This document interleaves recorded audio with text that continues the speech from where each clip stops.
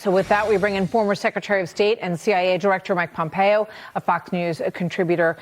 Good to have you with us, sir, as always. What do you think here? Thank you, Martha. I mean, how big a threat is this from Hezbollah? Let's put up on the board what Hezbollah has, we think. 100,000 fighters, 150,000 rockets and missiles, $700 million a year from Iran, 20,000 active personnel, and holds 13 out of 128 seats in the Lebanese parliament. Your reaction to what's going on?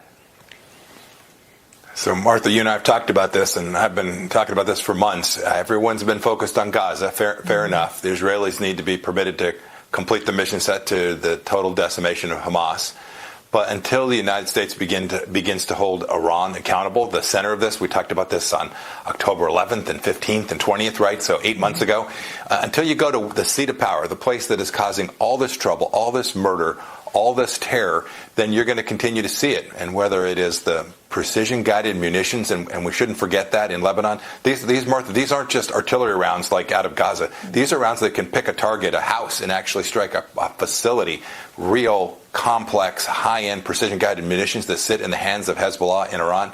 Until you begin to impose costs on Iran, whether it's Hezbollah or the Houthis in the Persian Gulf and the Red Sea, or the militias in Iraq, you're going to continue to see Western interest, American interest at threat and at risk.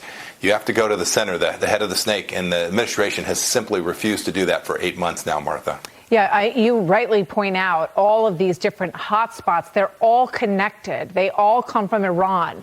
I mean, when was the last time you heard President Biden stand up and point to Iran and say, you better back down or you're going to be sorry? If we have heard nothing like that. So isn't this their window to get what they want done before the election?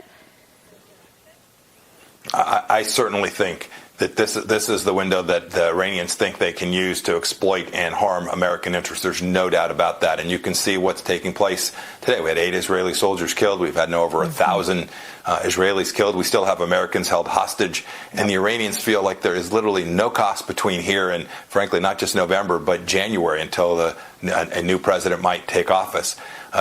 We understood for 4 years, Martha. We didn't get it right every day on everything, but we understood deeply that the greatest state-sponsored terror in the world is the regime in Iran, and you have to punish them, sanction them, impose costs on them. And absent that, you get exactly the chaos we see in the Middle East today. And the Gulf states that want to be our friends and allies are going to hedge their bets if the United States walks away from helping Israel defeat these terrorists. Absolutely. And we see growing ties between Russia and China and Iran, and Putin going to North Korea next week. So this is a very, very troublesome set of issues. Thank you so much. Always good to see you. Thank you, Martha. Secretary of State Pompeo. Have a good day. You as well.